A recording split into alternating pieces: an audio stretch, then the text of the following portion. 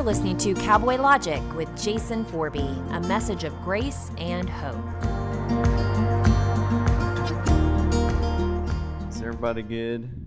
All right. So I don't know. I'm thinking just go AWOL today. I'm just going to have a conversation with myself and tell myself what I need to hear. So if y'all just get to sit in and listen in, and if it suits you, then great. If not, you can say, pray for Jason. I've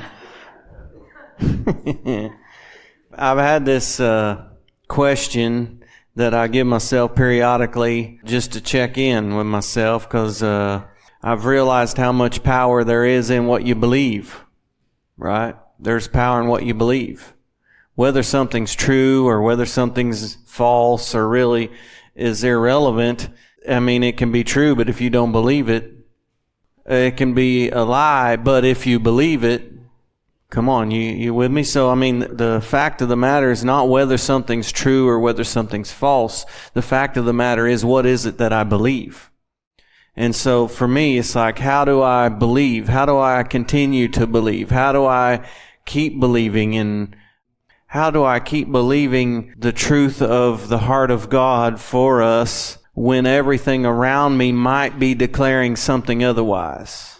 Right? It's a constant thing. Okay, I believed the truth one time, and that had an effect on me, sure, but for that thing to continue to keep on staying there, does that make sense? Like I said one time, how do I swing the bat like I've never missed? Right?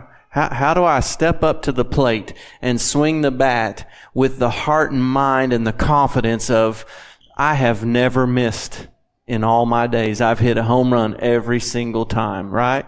Can you imagine the confidence that you'd have if you never missed? So how do we have that kind of confidence in the face of, I've missed countless times? You guys with me? It's a good question, right? I want to be able to swing for the fence as if I've never missed every single time. You guys with me? So it's like, it's a believing thing. How do I believe? And so I want to believe. We say in the thing, we're believers, right? Well, we're all believers. Everybody's believing something.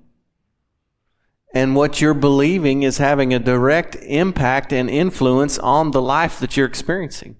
We refer to it all the time where the Hebrews got delivered out of Egypt, right? Moses, go down there, tell Pharaoh, let my people go, right? I'm tired of them living a life of slavery in bondage. I want them to go experience promised land living, where they go from being slaves to being owners, to living in houses they didn't build, drinking from wells they didn't dig. I want them to experience a kind of life where my blessing is just messing them up, right? And so you guys know the story. They got delivered from Egypt. They went into the wilderness, and then all of a sudden, what was an 11-day journey turned into 40 years. And it said this, they sent 12 spies over. Remember the story? They come back and they said, yeah, it's sure enough a heck of a place. Jason's version. Sure enough, a heck of a place, but there's giants in the land. And we're like grasshoppers in our own sight, and so we were in their sight. Now later on, whenever Joshua finally got to go over there, 40 years later, they have this encounter with a gal named Rahab, and Rahab tells them that ever since God split the Red Sea, everybody in this land has been terrified of you people. So here's the deal. They did not experience the life that God intended for them because of the way that they saw themselves. They believed the lie that our abilities and our size has something to do with it. When the truth of the matter is, everybody in the land was terrified of them if they'd have walked over there and said, boo. So I'm saying, because of what they believed had a direct impact on the life that they experienced. And they believed a lie, and they died in the wilderness without experiencing the kind of life that it was actually the will of God for them to experience. Come on. I'm just saying, it's important what we believe. It's important that we understand and maybe become conscious of who's putting input into what it is that we believe.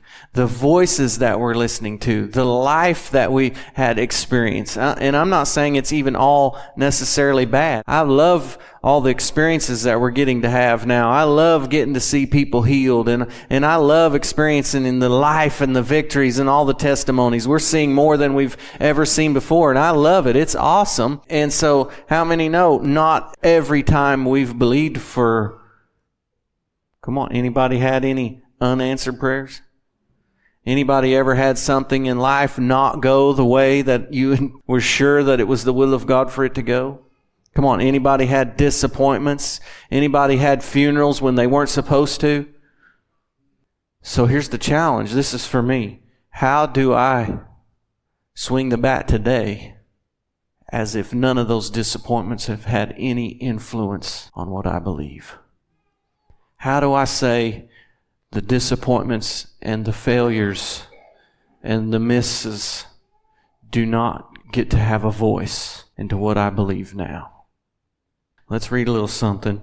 You guys remember the story. We'll paraphrase it for the most part, but this is in Mark 9. The context of the story is Jesus and the three chosen boys, you'd say, got to go up on the Mount of Transfiguration. Remember? And glory showed up and Jesus was glowing and they had a big thing. Elijah and Moses showed up, right? It was quite a deal, but that's not the point. The point is that the 9 of the disciples were left down below. They didn't get to go, right? So I imagine they're probably feeling like the B string. So while they're feeling like the B string, this guy shows up. He's a dad, and he says, my son, he's plexed with this devil. This thing tries to kill him, and it throws him in the fire and throws him in the water and tries to drown him. And he brings the boy to the B team.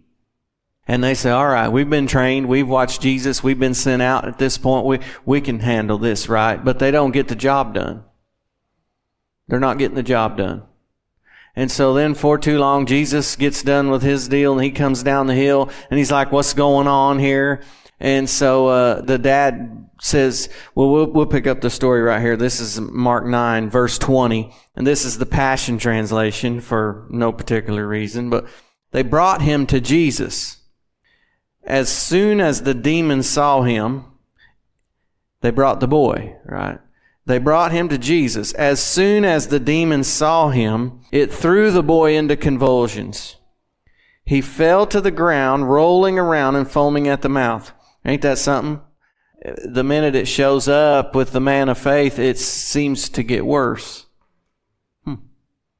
He fell to the ground, rolling around and foaming at the mouth. I like this. Jesus, he's a cool cat. Now, the demons saw Jesus and threw the boy into convulsions. He started having some kind of fit. He fell to the ground, rolling around and foaming at the mouth. Jesus turned to the father and asked, how long has your son been tormented like this? Right? I mean, if this was to happen amongst us today, most of the church would scream and take off running, terrified, right? I mean, not this bunch, but, as a whole, right? And so it gets worse. He's having convulsions. He's foaming at the mouth. He's being tormented, something terrible, right? He's rolling around on the ground. It's getting real bad, right? And Jesus is just like, how long's this been going on?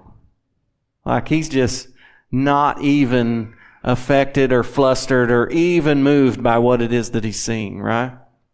Since childhood, he replied, it tries over and over to kill him by throwing him into the fire, into the water. But please, if you're able to do something, here's the Father. If you're able, this is what he says to Jesus.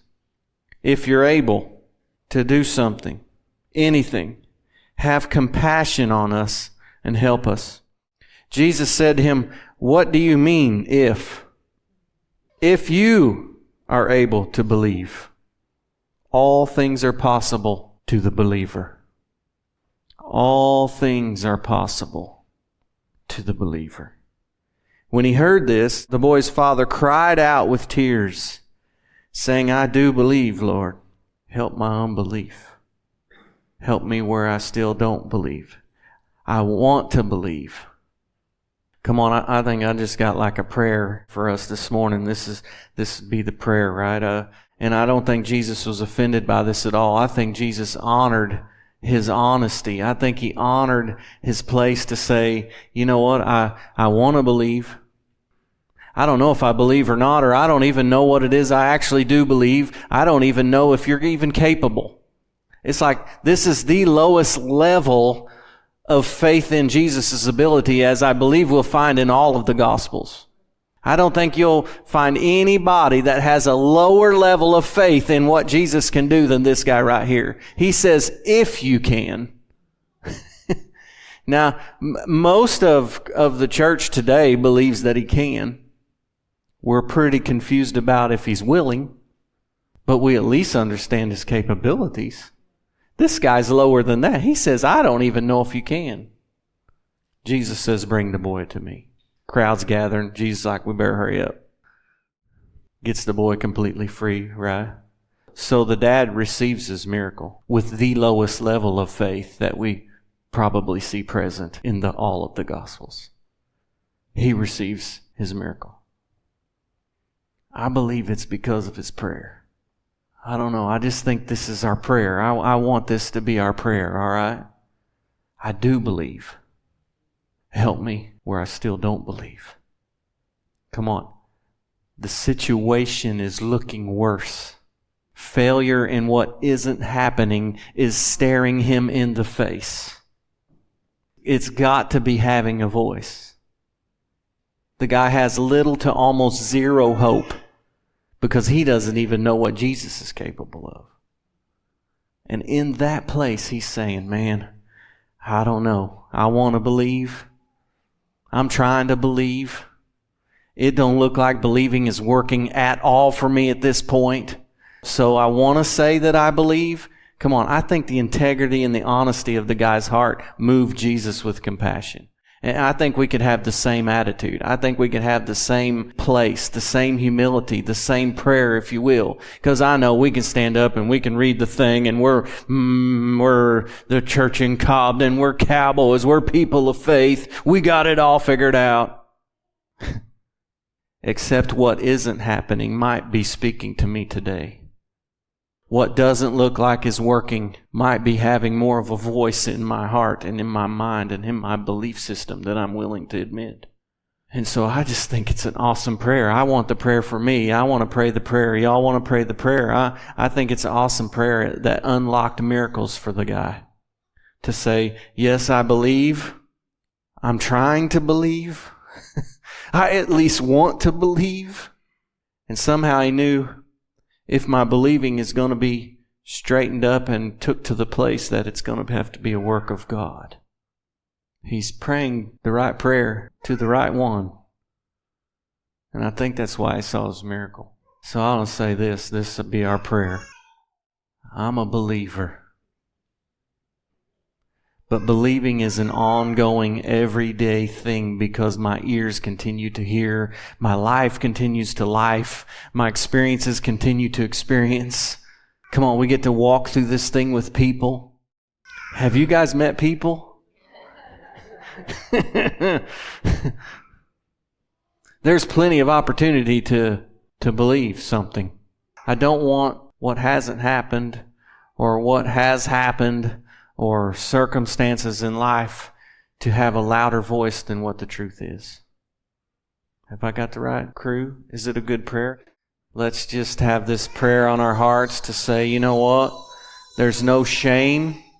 Where my belief system is right now, in this moment right now, is a product of the things that I've believed, wherever voice they came from.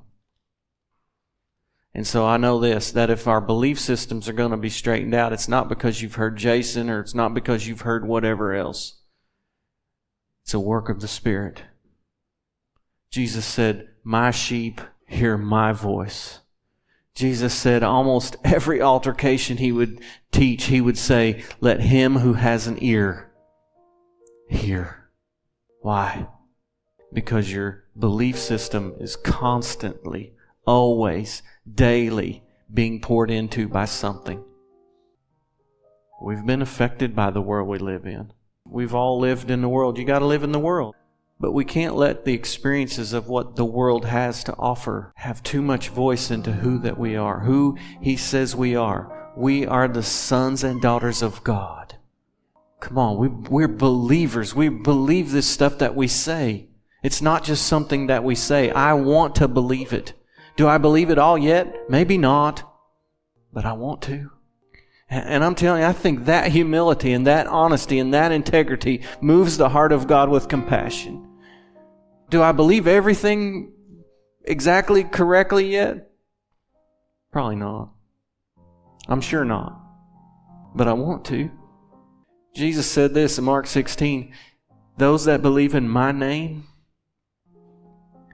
these signs will be following them.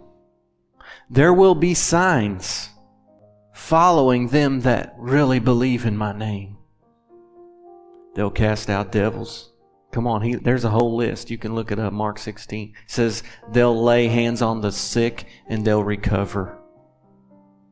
Come on, I want to believe that one. I can't say I believe that if I don't lay hands on the sick. Do I believe that? I believe. Help me where maybe I still don't. That's the prayer. Do I believe? I want to. Help us, Lord. We're at least ahead of the guy. We know He can. It's time we know He will. It's time we know He has.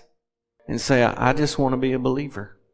So you have to do whatever you have to do to turn down the voice of the world and the failures and the circumstances and what my daddy experienced and what my granddaddy experienced, and they had this and they experienced that, and we just continue on the same pattern that's been laid out before us. I say, man, I want to believe.